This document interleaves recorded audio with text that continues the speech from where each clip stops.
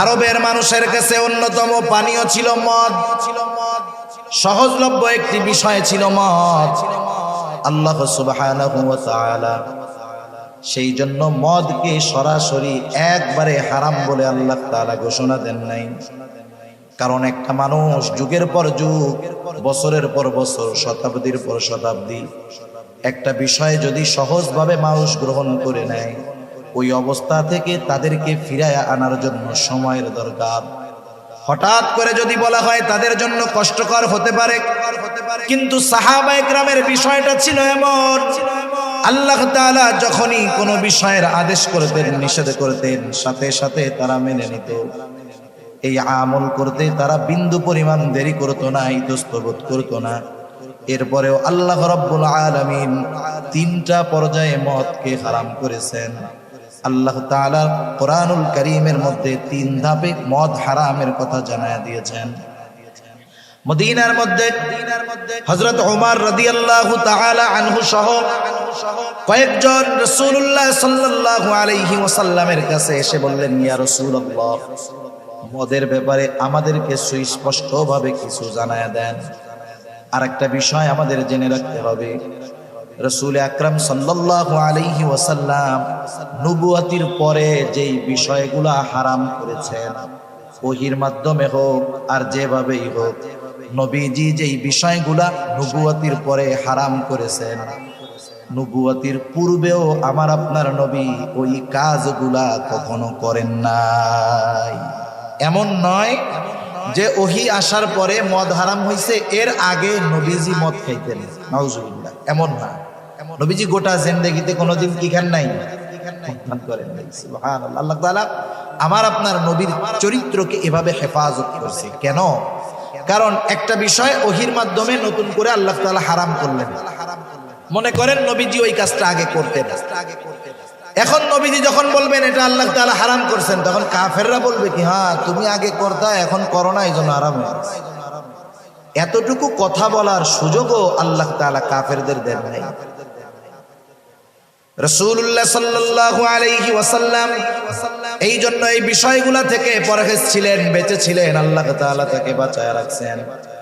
যাই হোক, হযরত ওমর রাদিয়াল্লাহু তাআলা আনহু, মুআয ইবনে জাবাল রাদিয়াল্লাহু তাআলা আনহু সহ কয়েকজন এসে বলল, ইয়া রাসূলুল্লাহ, মদের ব্যাপারে আমাদেরকে পরিষ্কারভাবে কিছু বলেন। এই ঘোষণা যখন তারা নবীজির কাছে জানতে চাইল, তারা চলে গেল।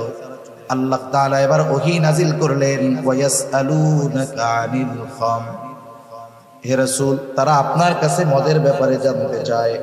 ওয়ায়াসআলুনাকা আনিল খামরি ওয়াল মাইসির কুল ফীহিমা ইসমুন কাবীরু ওয়া মানাফিউ লিন-নাস, তারা আপনার কাছে মদ এবং জুয়ার ব্যাপারে জানতে চায়। আপনি তাদেরকে বলে দেন, যেই আয়াতখানা আপনাদের খেদমতে তিলাওয়াত করেছি, ওই আয়াতের মধ্যে আল্লাহ তাআলা চারটি মন্দ কাজের কথা বর্ণনা করে বলেছেন, এই কাজগুলা হলো শয়তানের কাজ। কার কাজ? শয়তানের কাজ। আল্লাহ রাব্বুল আলামিন বলেন, ইয়া আইয়ুহাল্লাযীনা আমানু ইন্নামাল খামরু ওয়াল মাইসিরু ওয়াল আনসাবু ওয়াল আজলামু রিজসুম মিন আমালিশ শাইতান ফাজতানিবুহু লাআল্লাকুম তুফলিহুন। আল্লাহ তাআলা কত মেহেরবান, কত দয়ালু। আল্লাহ রাব্বুল আলামিন শুধু একটা বিষয়ের ব্যাপারে আদেশ করেন এমনটা নয়, আল্লাহ তাআলা যেই বিষয়ের আদেশ করেন সেই বিষয়টা বাস্তবে আমলে কেমনে পরিণত করা যায় সেটাও আল্লাহ তাআলা বলে দেন। যেই বিষয়টার আদেশ আল্লাহ তাআলা করেন সেটা আদেশ হতে পারে, করণীয় হতে পারে, বর্জনীয় হতে পারে। করণীয় কাজ হলে যদি করা হয় লাভ কি, না করলে ক্ষতি কি, তাও আল্লাহ জানায় দেন। বর্জনীয় কাজ হলে তথা নিষেধাজ্ঞামূলক বিষয় হলে ওই কাজটা যদি পরিত্যাগ করি লাভ কি, না করলে ক্ষতি কি, তাও আল্লাহ তাআলা জানায় দেন।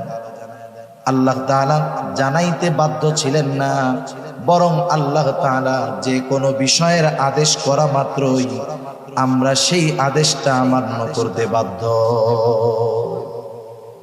মনে করেন আল্লাহ তাআলা বলছে এটা কইরো না, আমরা আল্লাহ তাআলার কাছে কারণ জিজ্ঞাসা করার অধিকার আমাদের নাই যে আল্লাহ কেন করব না, এই অধিকার আছে? এরপরেও আল্লাহ তাআলা কেন করবা না অথবা কেন করবা, আল্লাহ তাআলা এই বিষয়গুলো আমাদের জানায় দেন। এটা আল্লাহ তাআলার বড় মেহেরবানি। আল্লাহ তাআলা বলেন, ইয়া আইয়ুহাল্লাযীনা আমানু, হে ঈমানদারেরা, ইন্নামাল খামরু ওয়াল মাইসিরু ওয়াল আনসাবু ওয়াল আজলাম রিজসুম মিন আমালিশ শাইতান ফাজতানিবুহু লাআল্লাকুম তুফলিহুন। আল্লাহ তাআলা বলেন, হে ঈমানদারেরা, নিশ্চয়ই তোমরা মদ, জুয়া, মূর্তি পূজার বেদী, আল্লাহ তাআলা এরপরে বলেন ভাগ্য নির্ধারণ তীর, সব এইগুলা তো নাপাক শয়তানের কর্ম, তোমরা এইগুলা থেকে বেঁচে থাকো। আল্লাহ রব্বুল আলামিন বলেন, এই কাজগুলা থেকে যদি তুমি বেঁচে থাকতে পারো তোমার লাভটা কি? আল্লাহ তাআলা বলেন লাআল্লাকুম তুফলিহুন, তুমি সফল হয়ে যাবা। শয়তানের কাজ যদি তুমি বর্জন করতে পারো, বেঁচে থাকতে পারো, তাহলে তুমি সফল হয়ে যাবে। সফলতার সংজ্ঞা আমাদেরকে জানতে হবে। আসলে সফলতা কি আর বিফলতা কি? আমরা তো মনে করি দুনিয়ার জমিনে টাকা পয়সার মালিক যে হলো সে সফল, অল্প দিনে ব্যবসা করে অনেক টাকার মালিক সে সফল ব্যবসায়ী, অল্প দিনে রাজনীতি করে বড় পদ পেয়ে গেছে সফল রাজনীতিবিদ। আসলে সফলতা বিফলতা দুনিয়া সম্পৃক্ত যেইগুলাকে আমরা সফলতা মনে করি এটা ক্ষণস্থায়ী না, কারণ এই দুনিয়াটাই তো ক্ষণস্থায়ী। সেজন্য দুনিয়া সম্পৃক্ত যা আছে সব ক্ষণস্থায়ী। দুনিয়া সম্পৃক্ত সফলতা বিফলতা ব্যর্থতা সব ক্ষণস্থায়ী। মনে করেন একজন মানুষ ব্যর্থ হয়েছে ব্যবসা করতে গিয়ে, 10 লক্ষ টাকা পুঁজি নিয়ে ব্যবসা শুরু করছে, 1 বছরের মধ্যে তার ব্যবসা শেষ। এই লোকটা সফল ব্যবসায়ী না ব্যর্থ ব্যবসায়ী? বলেন তো, এই ব্যর্থতার কারণে কিয়ামতের দিন আল্লাহ জিজ্ঞাসা করবে যে তুমি 10 লক্ষ টাকা দিয়ে ব্যবসা শুরু করছো, 1 বছরও ব্যবসায় টিকো নাই, তুমি ব্যর্থ ব্যবসায়ী, তুমি জাহান্নামে চলে যাবে, বলবে আল্লাহ। সে যদি সফল হয় আল্লাহ বলবে তুমি সফল ব্যবসায়ী, জান্নাতে যাও। না, মৃত্যুর সাথে সাথে দুনিয়ার সফলতা বিফলতার মূল্যায়ন শেষ। তাহলে প্রকৃত সফলকে আমাকে আপনাকে এটা আগে জানতে হবে, আসলে সফলকে, সফলতাটা কি? আল্লাহ তাআলা কোরআনুল কারীমের মধ্যে জানায় দেন, আসল সফল হলো যে ফামান যুহজিহা আনিন নার ওয়া উদখিলাল জান্নাতা ফাকাদ ফাজ। আল্লাহ রাব্বুল আলামিন বলেন, যাকে আগুন থেকে বাঁচানো হবে, জান্নাতে প্রবেশ করানো হবে, সে হলো সফল। ফাকাদ ফাজ, অবশ্যই সে হলো সফল। তার মানে সফল হলো সে জান্নাতে যাবে যে, ব্যর্থ হলো সে জাহান্নামে যাবে যে। এই জন্য সফলতা বিফলতার রেজাল্ট, ফলাফল আল্লাহ তাআলা দিবেন কিয়ামতের ময়দানে। আল্লাহ তাআলা বলেন, ওয়া ইন্নামা তুওয়াফাউনা উজুরাকুম ইয়াউমাল কিয়ামা। আল্লাহ তাআলা জানায় দেন, কিয়ামতের দিন প্রত্যেককে তার আমলের পূর্ণ প্রতিদান প্রদান করা হবে। কিয়ামতের দিন হলো ফলাফলের দিন। কিয়ামতের দিন কিসের দিন? ফলাফলের দিন। আর দুনিয়া হলো পরীক্ষার জায়গা। কোন ব্যক্তি যদি পরীক্ষার হলে সাদা খাতা জমা দিয়া দেয়, কিছুই লেখে নাই, এই সাদা খাতা জমা দিয়া সে যদি আল্লাহর কাছে বলে, আল্লাহ আমি জানি গোল্ডেন এ প্লাস পাই, কাজ হবে? কাজ হবে না। তো পরীক্ষায় কিছু তো লেখে নাই, পারে নাই। তো দুনিয়াটা হলো পরীক্ষার জায়গা, দুনিয়াটা হলো সফলতার বীজ বপনের জায়গা। যে দুনিয়াতে সফলতার বীজ বপন করবে, অর্থাৎ আল্লাহ তাআলার আদেশ নিষেধ মেনে চলবে, সে সফলতার বীজ বপন করলো দুনিয়ায়, আর এর ফল সে ভোগ করবে কিয়ামতের দিন। সুবহানাল্লাহ। এজন্য আল্লাহ রাব্বুল আলামিন জানায় দিলেন, বান্দা তুমি যদি সফল হতে চাও শয়তানের কাজগুলা বাদ দিয়ে দাও। এই আয়াতের মধ্যে আল্লাহ রাব্বুল আলামিন শয়তানের 4টি কাজের কথা বর্ণনা করেছেন। কয়টি কাজ? 1 নাম্বার, আল্লাহ রাব্বুল আলামিন বলেন, ইয়া আইয়ুহাল্লাযীনা আমানু ইন্নামাল খামরু ওয়াল মাইসির ওয়াল আনসাবু ওয়াল আজলাম। 1 নাম্বার, আল্লাহ তাআলা বলেন, হে ঈমানদারেরা, আল্লাহ তাআলা বলেন, হে ঈমানদারেরা, তোমরা মদ থেকে বিরত থাকো তথা মদ থেকে বেঁচে থাকো। এখানে যে উদ্দেশ্য শুধু মদ খাওয়া থেকে বাঁচো এমনটা নয়, বরং হাদিসের মধ্যে আসছে মদ সম্পৃক্ত, মদের সাথে যেই মানুষটা যে কোনো ভাবে সম্পৃক্ত হোক না কেন প্রত্যেকের উপরেই আল্লাহ তাআলার লানত। মদ যে খায় তার উপরে আল্লাহর লানত, মদ যে বিক্রয় করে তার উপরে আল্লাহর লানত, মদ যে প্রস্তুত করে তার উপরে আল্লাহ তাআলার লানত, মদ যে রিফাইন করে তার উপরে আল্লাহ তাআলার লানত, মদ যে বহন করে তার উপরে আল্লাহ তাআলার লানত, মদ যে ডিস্ট্রিবিউশন করে বিতরণ করে তার উপরে আল্লাহ তাআলার লানত। এক কথায় মদের সাথে সম্পৃক্ত যে যেভাবেই থাকুক না কেন তার উপরে আল্লাহ তাআলার লানত। ইসলামের সিস্টেম অনেক সুন্দর, আল্লাহ তাআলার সিস্টেম কত সুন্দর। যখন আল্লাহ তাআলা কোনো বিষয়ের আদেশ করেন অথবা নিষেধ করেন, ওই আদেশ অথবা নিষেধ যেন বান্দা সহজে বাস্তবায়ন করতে পারে, এজন্য ওই অপরাধ সংগঠিত হওয়ার যত পথ, যত মত, যত পদ্ধতি থাকে সবগুলাকেও আল্লাহ তাআলা বন্ধ করে দেন। আল্লাহ তাআলা শুধু বলেন নাই জেনা করতে, আল্লাহ শুধু নিষেধ করেন নাই, জেনা সংগঠিত হওয়ার রাস্তাগুলোও আল্লাহ বন্ধ করে দিয়েছে। আল্লাহ তাআলা জেনা সংগঠিত হওয়ার রাস্তাগুলোও বন্ধ করে দিয়েছে। বেগানা নারী পুরুষ একে অপরকে দেখতে পারবে না। সুন্দর মিষ্টি ভাষায় বেগানা নারী পুরুষ পরস্পরের সাথে কথা বলতে পারবে না। কেন? এই কারণগুলা থেকে একটা সময় ধর্ষণের মতো, জেনা ব্যভিচারের মতো অপরাধ সংগঠিত হয়ে যায়, ঠিক কিনা বলে? এজন্য এই অপরাধ সংগঠিত হতে পারে এমন যেই পথগুলাও আছে, ইসলাম ওই পথগুলাকেও আটকায় দিয়েছে। সুবহানাল্লাহ। এটা আল্লাহ তাআলার বড় রহমত যে গুনাহ করতে মানা করছে বাকি সব খোলা রাখছে, এমন নয়। সব কিছু বন্ধ করে দিয়ে এরপরে আল্লাহ তাআলা বলছে এগুলা করা যাবে না। বান্দা যখন ওই ছোটগুলা মানবে বড়টার থেকে এমনিই বেঁচে থাকবে। সেজন্য মদের সাথে সম্পৃক্ত যারা আল্লাহ তাআলার লানত প্রাপ্ত তারা, এজন্য মদের থেকে আমাদেরকে বাঁচতে হবে। আফসোসের বিষয়, আজকে মদ্যপান আমাদের দেশে 92% মুসলমানের দেশে এটা সহজলভ্য হয়ে গেছে। আজকে তো অনেক জায়গায় মদের নাম পরিবর্তন করে মানুষকে পান করানো হয়, মদের নামকে পরিবর্তন করে মানুষকে খাওয়ানো হয়। শুধু তাই না, অনেক জায়গায় মদের বোতলের মধ্যে আরবিতে হালাল শব্দ লিখে দেয়। অ্যালকোহলের বোতলের মধ্যে, মদের বোতলের মধ্যে আরবি লেখা দেয়, আবার লেখা থাকে হালাল।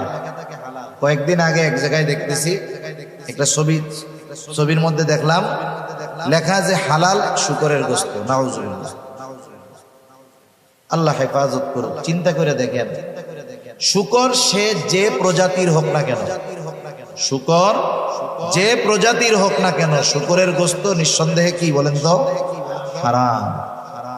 সেজন্য মদের নাম পরিবর্তন করে যা কিছু করা হোক না কেন, বানানো হোক না কেন, প্রত্যেক অবস্থায় শুকরের গোশত যেমন হারাম, মদটাও এরকম হারাম।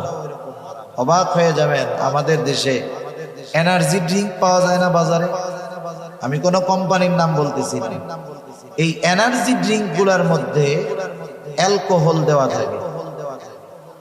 এই এনার্জি ড্রিঙ্ক যারা প্রতিনিয়ত পান করে, একটা সময় ওই পান করতে করতে এতটা অভ্যস্ত হয়, ওই এনার্জি ড্রিঙ্ক এক সময় তার পান না করলে ভালো লাগে না, একটা নেশার মতো হয়ে যায়। ওইটা ওকে পুরোপুরি নেশাগ্রস্ত করে ফেলে না, কিন্তু ওইটার প্রতি ওর আকাঙ্ক্ষা আস্তে আস্তে বাড়ায় দেয়। আল্লাহ না করুন, এটা আস্তে আস্তে তার মাদকতার দিকে তাকে নিয়ে যেতে পারে। সেজন্য বাজারের এনার্জি ড্রিঙ্ক গুলাও আমাদের পরিত্যাগ করার দরকার। এই মদ কত গুরুত্বপূর্ণ একটি বিষয় ছিল আরবের মানুষের কাছে।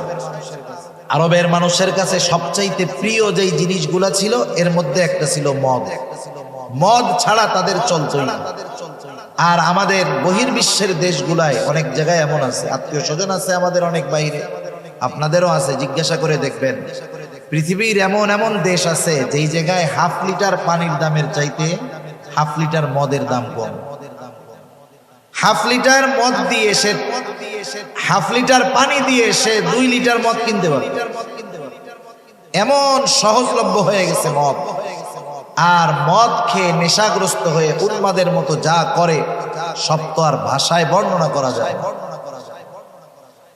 আরবের মানুষের কাছে অন্যতম পানীয় ছিল মদ। সহজলভ্য একটি বিষয় ছিল মদ। আল্লাহ সুবহানাহু ওয়া তাআলা সেই জন্য মদকে সরাসরি একবারে হারাম বলে আল্লাহ তাআলা ঘোষণা দেন নাই। কারণ একটা মানুষ যুগের পর যুগ, বছরের পর বছর, শতাব্দীর পর শতাব্দী একটা বিষয় যদি সহজভাবে মানুষ গ্রহণ করে নেয়, ওই অবস্থা থেকে তাদেরকে ফিরায় আনার জন্য সময়ের দরকার। হঠাৎ করে যদি বলা হয় তাদের জন্য কষ্টকর হতে পারে, কিন্তু সাহাবায়ে কেরামের বিষয়টা ছিল এমন, আল্লাহ তাআলা যখনই কোনো বিষয়ের আদেশ করতেন, নিষেধ করতেন, সাথে সাথে তারা মেনে নিত। এই আমল করতে তারা বিন্দু পরিমাণ দেরি করতো না, ইতস্তত করতো না। এরপরেও আল্লাহ রাব্বুল আলামিন 3টা পর্যায়ে মদকে হারাম করেছেন। আল্লাহ তাআলা কোরআনুল কারীমের মধ্যে 3 ধাপে মদ হারামের কথা জানায়া দিয়েছেন। মদিনার মধ্যে হযরত ওমর রাদিয়াল্লাহু তাআলা আনহু সহ কয়েকজন রাসূলুল্লাহ সাল্লাল্লাহু আলাইহি ওয়াসাল্লামের কাছে এসে বললেন, ইয়া রাসূলুল্লাহ, মদের ব্যাপারে আমাদেরকে সুস্পষ্টভাবে কিছু জানায়া দেন। আরেকটা বিষয় আমাদের জেনে রাখতে হবে, রাসূল আকরাম সাল্লাল্লাহু আলাইহি ওয়াসাল্লাম নবুয়তির পরে যেই বিষয়গুলা হারাম করেছেন, ওহীর মাধ্যমে হোক আর যেভাবেই হোক, নবীজি যেই বিষয়গুলা নবুয়তির পরে হারাম করেছেন, নবুয়তির পূর্বেও আমার আপনার নবী ওই কাজগুলা কখনো করেন নাই। এমন নয় যে ওহী আসার পরে মদ হারাম হয়েছে, এর আগে নবীজি মদ খাইতেন, নাউজুবিল্লাহ, এমন না।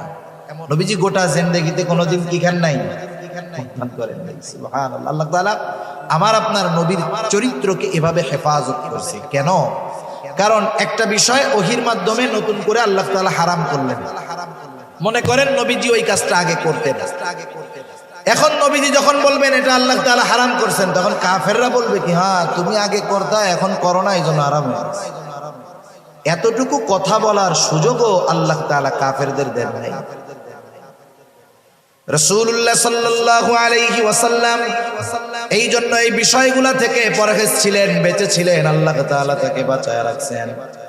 যাই হোক, হযরত ওমর রাদিয়াল্লাহু তাআলা আনহু, মুআয ইবনে জাবাল রাদিয়াল্লাহু তাআলা আনহু সহ কয়েকজন এসে বলল, ইয়া রাসূলুল্লাহ, মদের ব্যাপারে আমাদেরকে পরিষ্কারভাবে কিছু বলেন।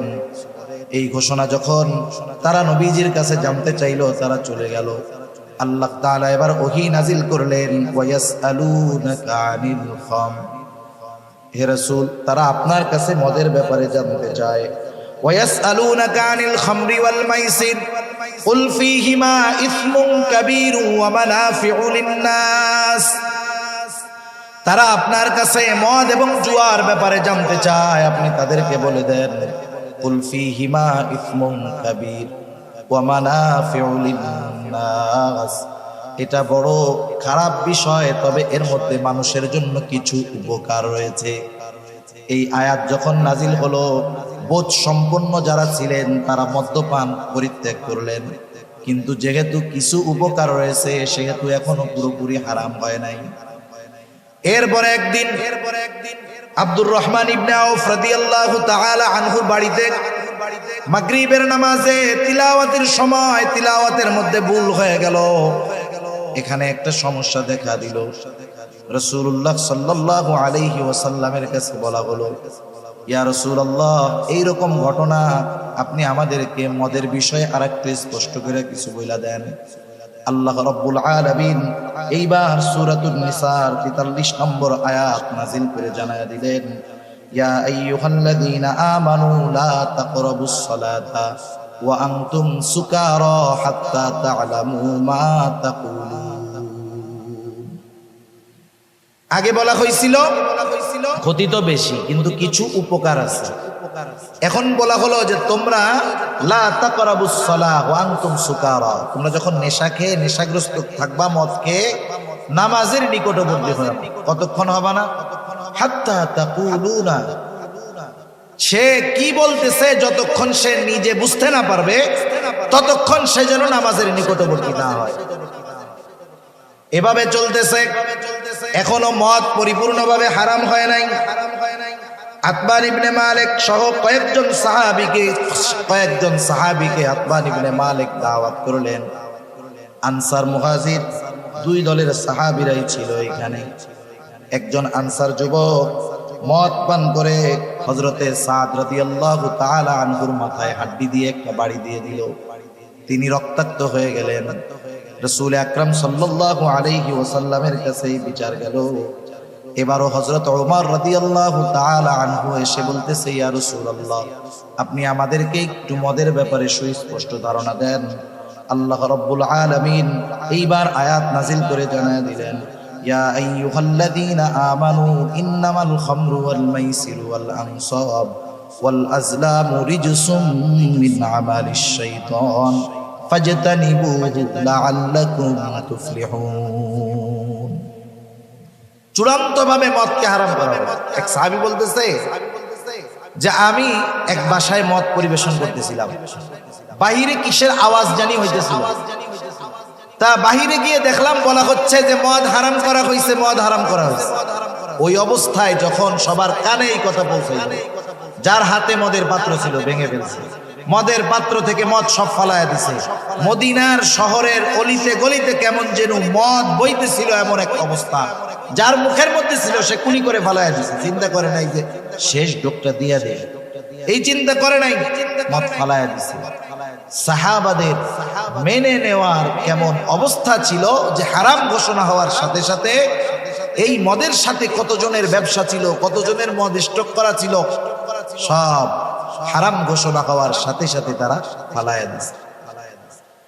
সেজন্য মদ সম্পৃক্ত তথা মাদকতা যার মধ্যে আছে, কারণ বলা হয়েছে কুল্লু মুকসিরিন হারাম, যার মাধ্যমে নেশা আছে এই ধরনের সকল নেশাগ্রস্ত বস্তু হারাম।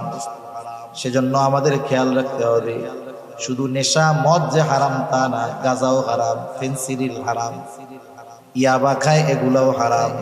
কারণ এগুলার মধ্যে পান করার কারণে, খাওয়ার কারণে মানুষের মস্তিষ্ক বিকৃত হয়ে যায়। সে যা না পারে তাও বলে, যে সম্পর্কে জানা তাকে তাও বলে, ঠিক না? বলে কত উল্টা পাল্টা কথা বলে, থাক সেগুলো বাদ দেন। সোজা কথা হলো মদের সাথে মুমিনের সম্পৃক্ত থাকতে পারবে না। মুমিন মদ বিক্রয় করতে পারবে না, মদ সরবরাহ করতে পারবে না। এক কথায় মাদকতা যার মধ্যে আছে এমন কিছুর সাথে মুসলমানের সম্পৃক্ততা থাকবে না। আল্লাহ আমাদের সকল প্রকার মাদকীয় বিষয় থেকে হেফাজত করুন। এখন বলেন, যেই পরিবারে একজন মাদকাসক্ত আছে সে পরিবারের অবস্থাটা কি? অহরহ আমাদের দেশে দিন যাইতেছে মাদক নিরাময় সেন্টার বাড়তেছে, মাদক নিরাময় সেন্টার বাড়তেছে, যেখানে মদপ্য নেশাগ্রস্তদেরকে নিয়ে রেখে আসা হয় সেফ হোম, সুস্থ বানায় বাড়ি ফিরে আনার জন্য। তার মানে কি, দিন যাচ্ছে আমাদের দেশে মদ সেবনকারী মাদকাসক্ত এটা আরো বাড়ছে। মাদকাসক্ত তার যখন নেশার চাহিদা উঠে, সে দুনিয়ার সব কিছু করতে তৈয়ার থাকে। বিশেষ করে শহরাঞ্চলে, ঢাকা শহরের মধ্যে আছে একজনকে শুধুমাত্র একটু গাঁজা, একটু ফেন্সিডিলের লোভ দিলে সে একটা মানুষকে খুন করে ফেলতে পারবে, তার গায়ে লাগবে না একটু। আবার দেখেন, অহরহ ঘটনা আমাদের সামনে আছে। বাংলাদেশের প্রসিদ্ধ একটা জেলার নাম না বলি, বাবা নেশার টাকা দেয় নাই, বাবাকে মেরে ফেলছে, মাকে মেরে ফেলছে। আরে প্রসিদ্ধ ঘটনা, ওই যে পুলিশের স্পেশাল ব্যুরোর একজন অফিসার ছিলেন মাহফুজ, তার মেয়ে ঐশী মাদকাসক্ত হওয়ার কারণে মা বাবাকে ঠান্ডা মাথায় খুন করে ফেলছে। একটা পরিবারে যদি একটা মাদকাসক্ত ব্যক্তি থাকে, ওই পরিবারটা দুনিয়ার ছোটখাটো একটা জাহান্নাম হয়ে যায়। এজন্য পরিবারের কিছু দায়িত্ব আছে। তো পরিবারের দায়িত্ব কি? সন্তানদের ব্যাপারে খেয়াল রাখা, সন্তান কি করে না করে এগুলা যথাযথভাবে একটু নজরে রাখা, শুধু ছেড়ে দেওয়া না। কারণ অধীনস্থরা কই করতেছে, কি বলতেছে না করতেছে, কিয়ামতের দিন এ ব্যাপারে আল্লাহ তাআলা আমাদের থেকে জবাবদিহিতা নেবেন। এজন্য খেয়াল রাখবেন। এখন আসেন, মাদকাসক্ত যারা, সিগারেট খাওয়া লোক আছেন আপনাদের এদিকে, সিগারেট এটা হলো নেশাগ্রস্ত হওয়ার প্রাথমিক ভূমিকা। নেশাগ্রস্ত হওয়ার প্রাথমিক ভূমিকা হলো সিগারেট। সিগারেট হারাম না মাকরুহে তাহরিমি না জায়েজ, সে মাসালা বাদ দেন। এই যে সিগারেট খাওয়ার দ্বারা কোনো উপকার আছে একটু বলেন না? উপকার আছে? বরং সিগারেটওয়ালারা সিগারেটের প্যাকেটের গায়ে বাস্তব সত্য কথা লেখে। আপনি জুস খান, বাচ্চাদের জুস কিনে দেন না, এই জুসের প্যাকেটে লেখা থাকে 100% আম, কিন্তু এটা মিথ্যা কথা। মিষ্টি কুমড়া দিয়ে জুস বানায়, আম থাকেই না বলতে গেলে অল্প, কিন্তু লেখে কি 100% খাঁটি আমের জুস। এটা চরম মিথ্যা কথা। কিন্তু সিগারেটের গায়ে যা লেখা থাকে এটা সত্য কথা। সিগারেটের গায়ে কি লেখা থাকে? এক সময় লেখা থাকতো মনে হয় ধূমপান স্বাস্থ্যের জন্য ক্ষতিকর। সরকার দাম বাড়াইছে, ওরাও একটু এটার উপকার বাড়াইছে। ধূমপানে স্ট্রোক হয়, ধূমপান হৃদরোগের কারণ, হ্যাঁ, ধূমপানে ফুসফুসে ক্যান্সার হয়, এখন মনে হয় লেখায় ধূমপান মৃত্যু ঘটায়, এটা লেখা থাকে সিগারেটের গায়ে। ক্ষতি যত বেশি সিগারেটের গায়ে লেখছে, মানুষ তত বেশি দাম দিয়ে ওই জিনিসটা কিনতেছে। এখন লেখা ধূমপান মৃত্যু ঘটায়, এক একটা সিগারেট 15 টাকা 20 টাকা দিয়ে তারা কিনে খায়। এরপরের বড় ক্ষতি আর কি লিখবে? লেখার তো কিছু নাই, মরা পর্যন্ত তো চলে গেছে। এরপরে মনে হয় প্যাকেটে লিখবে যে ধূমপান জাহান্নামে নেয়, আর ওই 15 টাকারটা 50 টাকা করে এক একজনে খাবে। এক নাম্বার হলো, কোন মানুষের এই অধিকার নাই সে নিজের ক্ষতি নিজে করবে। কোন মানুষের এই অধিকার নাই যে সে নিজের ক্ষতি নিজে করবে, এটা সে করতে পারবে না। তাহলে তো আত্মহত্যা বৈধ থাকতো। যত কষ্ট হোক, যত মুসিবত আসুক, আত্মহত্যা করা যাবে না। কেউ যদি মনে করে দুনিয়ার সাময়িক কষ্ট থেকে বাঁচার জন্য সে আত্মহত্যা করলো, সে তো চিরন্তন ক্ষতির মধ্যে ডুবে গেল। এজন্য এমন কিছু করা যাবে না, এমন কিছু খাওয়া যাবে না যার দ্বারা নিজের ক্ষতি হয়। সিগারেট খাওয়ার মাধ্যমে কোনো উপকার নাই, বরং ক্ষতি হয়। এর নিকোটিনে শুধু নিজের ক্ষতি হয় তা নয়, একটু নিজের আপনজনের কথা চিন্তা করে। যারা গবেষণা করে, চিকিৎসকেরা বলতেছে যারা সিগারেট খায় তারা তো ক্ষতির মধ্যে আছে। এইবার ওই সিগারেট খোরের আশেপাশে যারা থাকে, তার বাচ্চা, তার পরিবারও সে সিগারেট পান করার কারণে তারাও ক্ষতিগ্রস্ত হয়। নিজের আপনজনের ক্ষতির কথা চিন্তা করে হলেও এটা বাদ দিতে হবে। প্রথম নিজের ক্ষতি হয়, আপনজনের ক্ষতি হয়। 2 নাম্বার, 3 নাম্বার সম্পদের অপচয় হয়। আর যারা অপচয় করে তারা হলো শয়তানের ভাই। সেজন্য সিগারেট যারা খান, এই বদ অভ্যাস আছে, আল্লাহর রাস্তায় বাদ দিয়ে দিবেন। এই সিগারেট খোরগুলা এক সময় আস্তে আস্তে মাদকতার দিকে চলে যায়। আল্লাহ হেফাজত করুন। 2 নাম্বার আল্লাহ তাআলা জানায়া দিলেন ওয়াল মাইসির, জুয়া। জুয়া তো আজকে এমন পদ্ধতিতে আমাদের দেশে হয়েছে, একটা সময়ে জুয়া খেলার জন্য মানুষের জুয়ার কাছে যাওয়া লাগতো। জুয়া খেলার জন্য জুয়ার কাছে যাওয়া লাগে না। আপনারা অনেক সময় হয়তো দেখে থাকবেন, বাজারের বিভিন্ন জায়গায় সিএনজি স্ট্যান্ড, টমটম স্ট্যান্ড, বিভিন্ন রিক্সা স্ট্যান্ড, দেখবেন 3-4 জন এক জায়গায় বৈশা কি যেন দেখতেছে, মোবাইলে আপনি দেখতেছেন লুডু খেলতেছে। খেলে না এরকম? ওই জায়গায় কি খেলা চলে বলেন তো? জুয়া চলে, জুয়া। বাংলাদেশে হাজার হাজার কোটি টাকার জুয়া এই অনলাইনের মাধ্যমে খেলা হয়। এই ফুটবল খেলাকে কেন্দ্র করে জুয়া হয়, ক্রিকেট খেলা হয়, ক্রিকেট খেলাকে কেন্দ্র করে জুয়া হয়। প্রত্যেকটা সেকেন্ডে সেকেন্ডে আজকে এই জুয়া আমাদের তরুণ প্রজন্মের মধ্যে ঢুকে গেছে। আমরা ছোটবেলা খেলাধুলা করছি, মাদ্রাসায় যখন পড়ছি ফুটবল ক্রিকেট খেলছি। তো এখনের ছেলেরা, ছোট বাচ্চারাও, এরা টাকা ছাড়া খেলতে চায় না, বলে বাজির খেলা হবে। এমনি খেলে কোনো লাভ নাই। 5 লিটার 10 লিটার কোক 7 আপের বাজিতে খেলে, এগুলো জুয়া। আমাদের কোমলমতি শিশুদের অন্তরের মধ্যেও এখন এই জুয়ারে আমরা ঢুকাই দিতেছি। তাস খেলা জুয়া, বিভিন্ন পদ্ধতিতে জুয়া, ক্যাসিনো জুয়া। যে দেশে জুয়াকে বৈধতা দেওয়া হয়, মদ্যপানকে বৈধতা দেওয়ার ব্যবস্থা করা হয়, সে দেশে আল্লাহর রহমত আশা করা যায়। আল্লাহ হেফাজত করুন।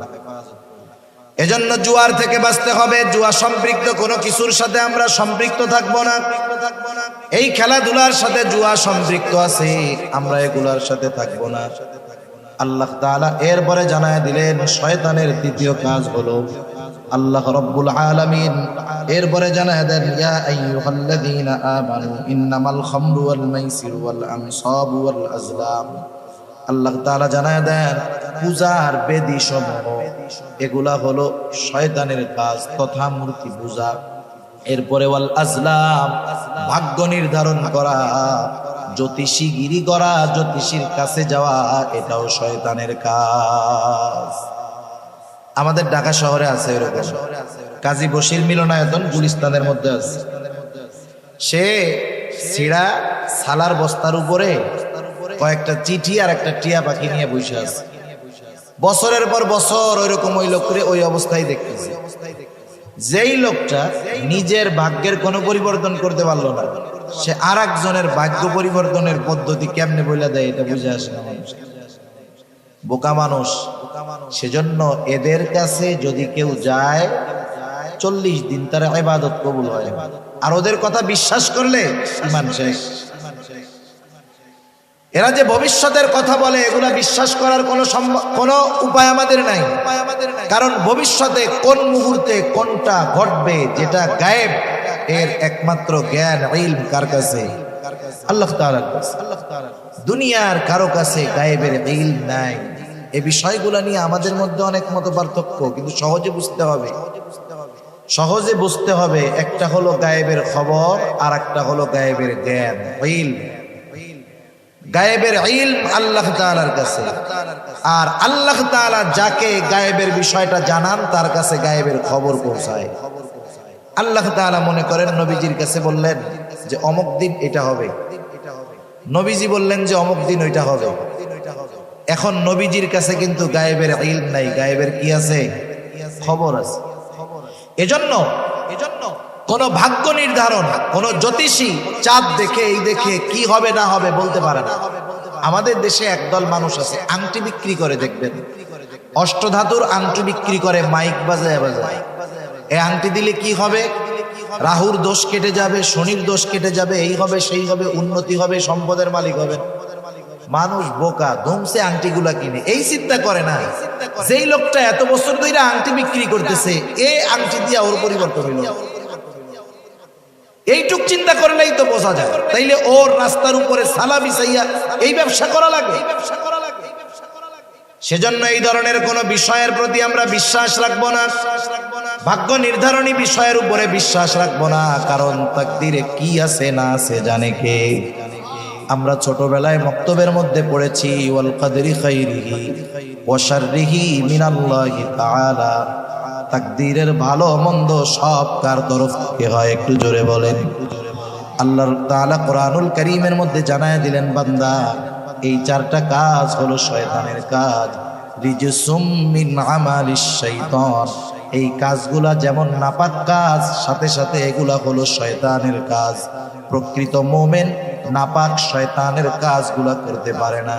আর আল্লাহ তাআলা জানায় দিলেন, বান্দা এই কাজগুলা পরিত্যাগ করো, যদি পরিত্যাগ করো অবশ্যই তুমি সফল হয়ে যাইবা। ফাজতানিবু, একবারে ডাইরেক্ট আদেশ, ফাজতানিবু, এগুলা থেকে বিরত থাকো, লাআল্লাকুম তুফলিহুন, সফল হয়ে যাইবা। সুবহানাল্লাহ। এখন দেখেন, আমি আগেই কইছিলাম যে আল্লাহ তাআলা যখন কোন নিষেধ করেন, এই নিষেধের মান্য করলে উপকার কি আল্লাহ তাআলা জানায় দিলেন। প্রথম ক্ষতি জানাইলেন যে এই কাজটা হলো নাপাক, এই কাজগুলা শয়তানের কাজ, সুতরাং বিরত থাকো। বিরত থাকলে লাভ কি? সফল হয়ে যাবা, জান্নাতি হয়ে যাবা। এরপরে আল্লাহ সুবহানাহু ওয়া তাআলা শয়তানের কাজ, যে শয়তান এই কাজগুলা দিয়ে আমাদের মধ্যে কি করতে চায় আল্লাহ তাআলা সেটাও বলে দেন। আল্লাহ তাআলা বলেন, ইন্নামা ইউরিদুশ শাইতান আন ইউকিআ বাইনাকুমুল আদাওয়াতা ওয়াল বাগদা ফিল খামরি ওয়াল মাইসিরি ওয়া ইয়াসুদ্দাকুম আন যিকরিল্লাহি ওয়া আনিস সালাহ ফাহাল আনতুম মুনতাহুন। আল্লাহ রাব্বুল আলামিন বলেন, শয়তান মদ ও জুয়ার মাধ্যমে তোমাদের মধ্যে শত্রুতা ও বিদ্বেষ সঞ্চার করতে যায়। মদ ও জুয়ার মাধ্যমে শয়তান তোমাদের মধ্যে শত্রুতা ও বিদ্বেষের বীজ বপন করতে চায়। কারণ এদেশে হাজার হাজার ঘটনা আছে, জুয়া খেলাকে কেন্দ্র করে মারামারি খুনোখুনি এদেশে হয়েছে। আমি দেখেছি আমাদের অঞ্চলেও হয়েছে এই ধরনের কাজ। বিভিন্ন জায়গায় বৈশাখী মেলা হয়, বিভিন্ন বিষয়কে কেন্দ্র করে মেলা হয়। এই ধরনের মেলাগুলার মধ্যে সবচাইতে জমে হলো জুয়ার আসর। বেশ কয়েক জায়গায় এইগুলাকে কেন্দ্র করে খুনোখুনি মারামারি হয়ে গেছে। এই যে দেখুন, মানুষের সাথে মানুষের যে সম্পর্ক ছিল, আন্তরিকতা ছিল, ভালোবাসা ছিল, এই জুয়ার মাধ্যমে নষ্ট হলো। মানুষ মদ পান করে উল্টাপাল্টা কাজ করে বলে, এগুলার মাধ্যমে শয়তান চায় যেন মানুষের মধ্যে শত্রুতা সৃষ্টি হয়, একে অপরের প্রতি বিদ্বেষ অন্তরের মধ্যে আসে, মানুষের মধ্যে জানি বিশৃঙ্খলার সৃষ্টি হয়। কারণ সে যদি একটা মাদককে ঘরে ঘরে পৌঁছায় দিতে পারে, জুয়াকে ঘরে ঘরে পৌঁছায় দিতে পারে, তাহলে ওই মানুষের মনুষ্যত্বটা নষ্ট হয়ে যাবে। জুয়াখোর যে কেমন জিনিস, এটা যারা চিনে জানে এরা বুঝবে। আপনারা হয়তো কিছুদিন আগে শুনছেন, আরবের এক প্রিন্স, রাজকীয় পরিবারের এক লোক, সে তার স্ত্রীকে বন্ধক রেখে জুয়া খেলছে। স্ত্রীকে বন্ধক দিয়ে জুয়া খেলছে। জুয়াখোরের অবস্থা এমন হয়, সেজন্য সাবধান, জুয়ার কাছেও আমরা যাব না। কারণ যাব না কেন? এক নম্বরে যাইতে নিষেধ করছে কে? এটা নাপাক কাজ, শয়তানের কাজ। না করলে সফল হব, যদি করি শয়তান এই চক্রান্তের মাধ্যমে আমাদের পারস্পরিক মোহাব্বত ভালোবাসা দূর করে শত্রুতার বীজ বপন করতে চায়। ঠিক কিনা বল? এরপরে আল্লাহ রাব্বুল আলামিন জানায় দেন, আর আল্লাহ তাআলা কি চান, কোন কারণে এই বিষয়গুলা থেকে মানা করলেন। আল্লাহ রাব্বুল আলামিন বলেন, আল্লাহ তাআলা চান যে তোমরা আল্লাহ তাআলার পথে ফিরে আসো। শয়তান শুধু শত্রুতা আর বিদ্বেষের বীজ আমাদের অন্তরে বপন করে দেয় না, ওয়ায়াসুদ্দাকুম আন যিকরিল্লাহি ওয়া আনিস সালাহ, সে আল্লাহর স্মরণ এবং নামাজ থেকে বাধা প্রদান করে, ঠেকায় রাখে। এই কর্মগুলার মাধ্যমে, এই কাজগুলার মাধ্যমে সে আল্লাহর পথে বাধা সৃষ্টি করে। এই কাজগুলার মাধ্যমে সে আমাদেরকে দিন থেকে সরায় রাখতে চায়, আল্লাহকে ভুলায় রাখতে চায়, নামাজ থেকে ভুলায় রাখতে চায়। আর যারা আল্লাহর জিকির থেকে গাফেল, আল্লাহ বলেন তারা ক্ষতিগ্রস্ত। আল্লাহ রাব্বুল আলামিন কোরআনুল কারীমের মধ্যে বলেন, ইয়া আইয়ুহাল্লাযীনা আমানু লা তুলহিকুম আমওয়ালুকুম ওয়ালা আওলাদুকুম আন যিকরিল্লাহ ওয়া মান ইয়াফআল যালিকা ফাউলাইকা হুমুল খাসিরুন। আল্লাহ তাআলা জানায় দেন, তোমাদের মাল সম্পদ সন্তান এগুলা জানি আমি আল্লাহর স্মরণ থেকে তোমাদেরকে গাফেল না করে দেয়। এই জন্য দুনিয়ায় যে দুনিয়া কামাই করতে গিয়া সন্তান সম্পদের কারণে আল্লাহর জিকির থেকে গাফেল হয়ে যায়, নামাজ থেকে গাফেল হয়ে যায়, আল্লাহ তাআলা বলেন সে ক্ষতিগ্রস্ত। আর আল্লাহর ভাষায় যে ক্ষতিগ্রস্ত, তার ঠিকানা যে জাহান্নাম, এ ব্যাপারে কোনো সন্দেহ নাই। এই জুয়া, জুয়ারি, জুয়া সম্পৃক্ত বিষয়, মদ সম্পৃক্ত বিষয়, এগুলা দিয়ে শয়তান আমাদেরকে আল্লাহ তাআলাকে ভুলায় দিতে চায়, আল্লাহর আদেশ নিষেধ ভুলায় দিতে চায়, আল্লাহর নাফরমানি আমাদের দ্বারা করাতে চায়, নামাজ থেকে আমাদেরকে ফিরায় রাখতে চায়। এখন বলেন, যেই কর্মের মাধ্যমে এই আল্লাহর জিকির, আল্লাহর স্মরণকে ভুলে থাকতে হবে, যেই কর্মের মাধ্যমে নামাজ ছুটে যাবে, সেই কাজ করা যাবে? জোরে বলেন না, করা যাবে? সেটা যে কাজই হোক, বুজুর্গানে দিন বলেন, সেটা যে কাজই হোক, এমন কাজ করতে গিয়ে আল্লাহ এবং আল্লাহর স্মরণ থেকে গাফেল হয়ে যেতে হয়, এমন যে কোনো কাজ থেকে বিরত থাকা আমাদের জন্য আবশ্যক। এরপরে আল্লাহ রাব্বুল আলামিন কত আবেগের সাথে বলেন, ফাহাল আনতুম মুনতাহুন, যেই কর্মগুলার মধ্যে এত ক্ষতি, তবুও কি তোমরা এই কাজগুলা থেকে বিরত হবা না? আল্লাহ তাআলা কত সুন্দরভাবে বান্দাদেরকে আবেগের সাথে জানায়া দিলেন, বান্দা এই মন্দ কাজগুলা থেকে বিরত থাকো, তুমি সফল হয়ে যাইবা। এই জন্য এই ধরনের কাজের সাথে আমাদের যদি কোনো সম্পৃক্ততা থাকে, আমরা এগুলা ছেড়ে দিব। অনেকে আছে দোকানদারি করে, দোকানের মধ্যে সিগারেট বিড়ি বেচে, আছে না? এগুলাও বেচা কিন্তু ঠিক না। অনেক দোকানদার আছে এগুলা তারা বিক্রি করে না, লাভ বেশি হোক, বিক্রয় যত বেশি হোক, সে চিন্তা করে আমি এটা বিক্রি করব না। দুনিয়ার সাময়িক ক্ষতি হয়তো আমাদের পরিলক্ষিত হতে পারে, কিন্তু অনন্তকালের লাভ হবে এ চিন্তা করে বিষয়গুলা যদি কেউ সম্পৃক্ত কোনোভাবে থাকে আমরা বাদ দিব ইনশাআল্লাহ। আল্লাহ তৌফিক দান করুন। বাকি আর দুইটা গুনার কথা আমার বলতে হবে, এই জন্য একটু তড়িঘড়ি বলতেছি। একটা হলো সুদ। সুদ সুদ চিনেন তো? সুদ আহা, সুদ আমাদের দেশে এমন ভাবে সমাজে রন্ধ্রে রন্ধ্রে পৌঁছায়া দিয়েছে ইসলাম বিদ্বেষীরা, যে সাধারণ অনেক মানুষ সুদকে বৈধ মনে করে গায়। সুদ হলো এমন এক হারাম যেটা কখনো জায়েজ হওয়ার সম্ভাবনা নাই। কিছু হারাম কিছু সময় হালাল হয়। কেমনে? মনে করেন একজনের দুই বোন, এই দুই বোনের একজনের বিয়ে হয়েছে না একজনের সাথে, ওই লোকের সাথে সহোদর বোনের এক বোন বিবাহ বন্ধন থাকা অবস্থায় তার শালি তার জন্য কি বলেন তো হারাম, বিবাহ করতে পারবে না। মনে করেন এইবার বোন মারা গেছে, ইদ্যত পালন শেষ, এইবার শালি হারাম থাকবে না বিবাহ করা তার জন্য হালাল হয়ে যাবে? কিছু কিছু হারাম কিছু কিছু সময় কিছু কিছু কারণে হালাল হয়, আবার কিছু কিছু হারাম কিছু কিছু সময় জায়েজ হয়, হালাল হয় না, জায়েজ হয়। যেমন শুকরের গোশত। মনে করেন একজন বিজ্ঞ ডাক্তার, দিনদার ডাক্তার রোগীর চেক করে বলতেছে একে যদি বাঁচাতে হয় তাইলে একে শুকরের গোশত খাওয়াইতে হবে, যদি এর জীবন বাঁচাইতে হয় শুকরের গোশত খাওয়াইতে হবে। তাহলে জীবন বাঁচানোর স্বার্থে ওষুধ হিসাবে শুকরের গোশত তাকে খাওয়ানো জায়েজ আছে, হালাল হয় নাই, কিন্তু কি হয়েছে? জায়েজ হয়েছে। কারণে একটু কর না, কোন রোগ হইলে ডাক্তার বলবে যে এরে যদি বাঁচাইতে হয় তাইলে এর সুদ খাওয়াইতে হবে? তাইলে সুদ কোন সময় জায়েজ হওয়ার সম্ভাবনা নাই। অল্প সময় বলতেছি আমাদের দেশের পরিস্থিতি কি। অনেক মানুষ সুদের টাকা খায়, সুদের টাকা খেয়ে আবার আলহামদুলিল্লাহ সরকারি চাকরি করতো, 20,000 টাকা বেতন পায়, চাকরি শেষ, এখন মসজিদে অনেক সময় দেয়। 20,000 টাকা যখন বেতন পাইতো পরিবার চলতে তার জন্য খুব কষ্টকর হয়ে যাইত। এখন চাকরি নাই, কিন্তু আগের মতো টেনশন পেরেশানি নাই, নামাজ কালাম পড়ে খুব উৎফুল্ল ভাব। জিজ্ঞাসা করা হলো চাচা সংসার এখন কেমন ভাবে চলতেছে? বলে আলহামদুলিল্লাহ আগের চাইতে ভালো চলতেছে। কেমনে?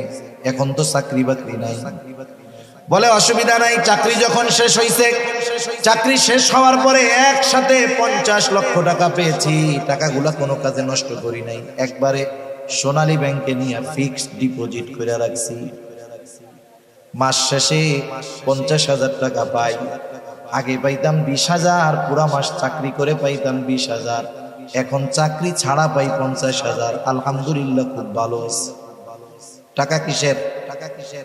জোরে কন না, কিসের? সুদের টাকা। খাইয়া কি কইতেছে? আলহামদুলিল্লাহ। একদিন এক লোক এসে প্রশ্ন করতেছে, জিজ্ঞাসা করে, কিছু জিজ্ঞাসা আছে আসলে জানতে চাওয়ার জিজ্ঞাসা, কিছু জিজ্ঞাসা আছে সে চায় তার মন মতো জানি বলা হয়, আর কিছু জিজ্ঞাসা আছে বেহুদা হয়রানি করা। তা আয়সা বলতেছে যে হুজুর, এই যে ব্যাংকে আমরা টাকা রাখি, আমাদেরকে যে ইন্টারেস্ট দেয়, এটা হুজুর জায়েজ না? হুজুর জায়েজ না? বলেন তো, মানুষ যদি জানতে চায় প্রশ্নের ভঙ্গিমা কি এরকম থাকে নাকি? তার মানে সে যেভাবে বলতেছে তার উদ্দেশ্য যে হুজুর যদি খালি কোনো মতে জায়েজ বলে কাম সারা। আমাদের দেশে কিছু মানুষ আছে, এরা যখন মন মতো মাসআলার উত্তর কারো কাছে পায়, ওর কাছে দৌড়ে যায়। এখন এক লোক শয়তানে ধরছে, যাই হোক স্ত্রীর সাথে গ্যাঞ্জাম লাগছে, কথা কাটাকাটি। শয়তান কিন্তু ওই সময় আইসা স্বামী স্ত্রী দুইজনের মাথার মধ্যেই এমন রাগ ঢুকায় দেয়, স্ত্রীরে বলে এই তোর কত যোগ্যতা, তোর এর ঘরে থাকার দরকার। এবার মহিলা মানুষ তো বলে এই তোমার মতো বেটার সংসার না করলে আমার কি আসে যায়, দাও দাও ছেড়ে দাও, আমি জায়গা বাপের বাড়ি। এইবার শয়তান ওই স্বামীর কাছে আসে, বলে তুই ইনকাম করে খাওয়াস, তোর হাত আছে পা আছে, ওইরকম সাইডটা তোর ঘর, তুই পালতে পারবি, ওইটা বাদ দে। এই শয়তানের ধোকায় কি করে, একসাথে 3 তালাক দিয়ে দিছে। শয়তানের কাজ শেষ, শয়তান আর ওই জায়গায় থাকবে, ও চলে গেছে। এইবার যখন আশেপাশের লোকজন বলে করলেন কি আপনি, কি করছেন, স্ত্রী তো নাই আপনার এখানে। এইবার শয়তান দুইজনের মধ্যে এসে মোহাব্বত ঢেলে দেয়, একে অপরের প্রতি ভালোবাসা বাড়ায় দেয়। এখন সারা দেশের মানুষ তো জানে যে 3 তালাক দিয়ে দিছে। একজন বুদ্ধি দিছে, যা তুই এক কাজ কর, ওই জিরি মাদ্রাসায় গিয়া মাসালাটা নিয়ে আয়। জিরি মাদ্রাসায় গিয়া বলছে, কয় বউ তো আর তোমার নাই, পটিয়া গেছে নাই, হাটহাজারি গেছে নাই। এখন আরেকজন বলে, শোন, ওই জায়গায় এক হুজুর আছে, ওনার কাছে যা। ওই হুজুরের কাছে গেছে, হুজুর আবার ডিজিটাল হুজুর আছে না, ডিজিটাল হুজুর, কিছু ঘোমটা দেওয়া হুজুর তো কিছু আছে। যা বলছে, আরে 3টা কেন, তুই যদি 1000ও দিতি একটাই হইত, বউ তোর আছে, যা। এবার ও এলাকায় এসে কি করবে, এই স্ত্রীর সাথে সংসার শুরু করবে। কেউ যদি কিছু বলে পটিয়া মাদ্রাসার হুজুর কিছু জানে, জিরি মাদ্রাসার হুজুর কিছু জানে, ওই যে ওই হুজুরের কাছে জিগাও, বড় শায়েক ফতোয়া নিয়ে আসছি, জায়েজ আছে। মানুষের অভ্যাস হলো, মানুষ ওই হুজুরকে পছন্দ করে বেশি যেই হুজুর তার মন মতো ফতোয়া দেয়। আর কিছু হুজুরও আছে এরকম আমাদের দেশে, এটা ওই যে ইয়াহুদি আলেমরা ছিল, ইয়াহুদি আলেমদের অভ্যাস ছিল, একজন একটা অপরাধ করে তার কাছে আসছে, ওই লোকটা তার কাছে তাওরাত অনুযায়ী ফয়সালা চাইতেছে। এখন ইহুদি চিন্তা করলো যে ওর পক্ষে যদি কোনোভাবে আমি মাসালা ঘুরায় দিতে পারি তাহলে তো লাভ আমার। ওই ইহুদি আলেমরা ওর কাছ থেকে কিছু বিনিময় পেয়ে শরীয়তের বিধানকে, ওহির বিধানকে পরিবর্তন করে ওর পক্ষে রায় দিয়ে দেবে। এই ধরনের কিছু ইহুদি মার্কা আলেমও আমাদের সমাজে আছে না নাই? মানুষের অভ্যাস এইটা, যেই হুজুর তার পক্ষে বলে, এটা খেয়াল করে দেখেন, তার মন যেটা করে সেই অনুযায়ী যার কাছে মাসালা পায় তার কাছে গিয়ে মাসালা জিজ্ঞাসা করে। তা যাই হোক, আইসা জিজ্ঞাসা করার ভাবে বোঝা যায় যে উনি ওনার পক্ষে চায়। তা বলা হলো, না এটা তো হারাম, এটা কিভাবে বৈধ হয়?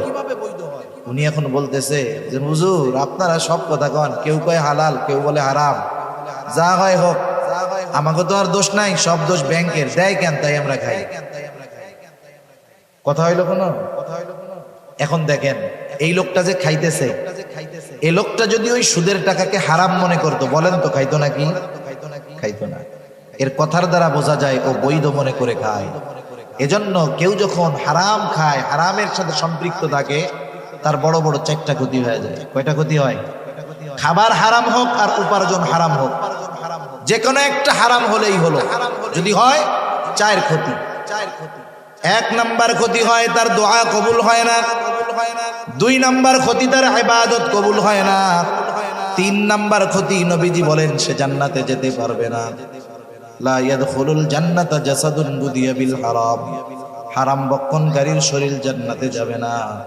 4 নাম্বার সবচাইতে বড় ক্ষতি, হারামকে যদি হালাল মনে করে তার ঈমান থাকবে না। আজকে বাংলাদেশে